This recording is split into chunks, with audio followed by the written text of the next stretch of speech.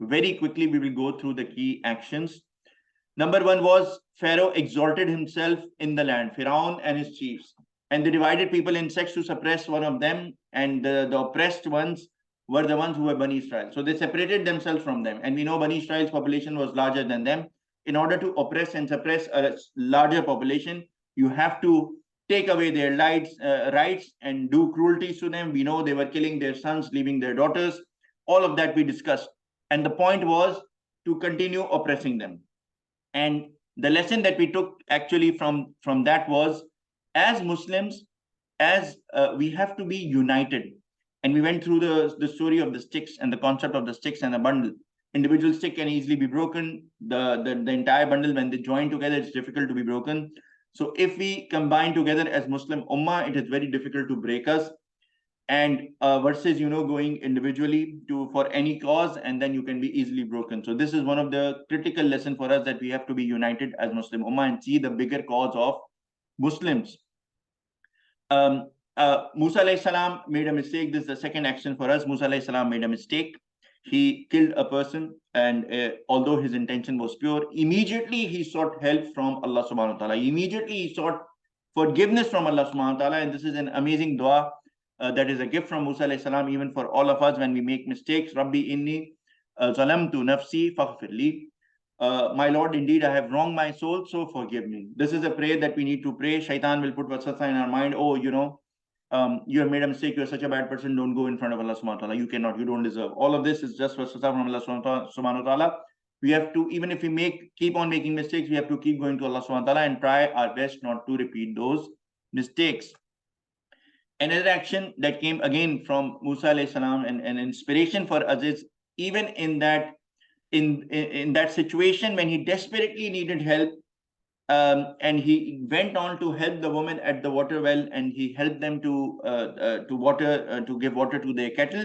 He did not ask them for support or anything. He turned to Allah subhanahu wa ta'ala, and he prayed to Allah subhanahu wa ta'ala and sought goodness from Allah subhanahu wa ta'ala, and he relied on Allah subhanahu wa ta'ala versus asking them as a first source, right? So this is a lesson from us. Whenever we are in a tough situation, we should pray directly to Allah subhanahu wa ta'ala and seek his help versus going to people. And yes, later on after that, we can utilize the network and resources all around us to make things work. But our source of goodness is Allah subhanahu wa ta'ala. We should be clear on this fact.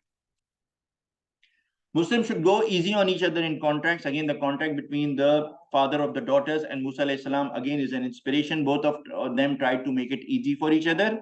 And there were two points that we noted. Number one was, we have to make it easy for each other. We don't have to squeeze the other party. We don't have to put clauses that make it difficult for the other party. No, as Muslims, we should make it easy.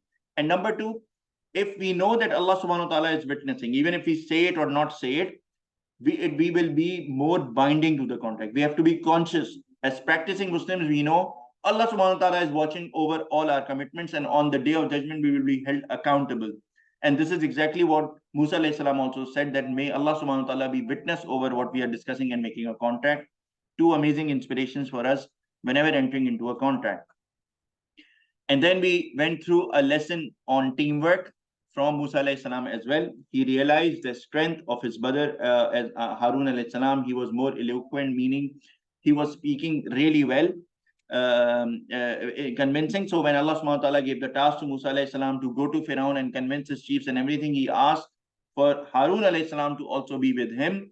So this is again a timeless lesson on teamwork and leadership for us, that we don't have to be really good at all the skills to deliver a task. We need to identify strengths within our team, who are the people who can do the job well, and then the combined way the team can win. This can be applied in our professional lives, this can be applied in our personal lives, whenever planning anything or working with people. This marks the end of today's lesson, Alhamdulillah. Are there any comments, any points before we close today's class? Okay.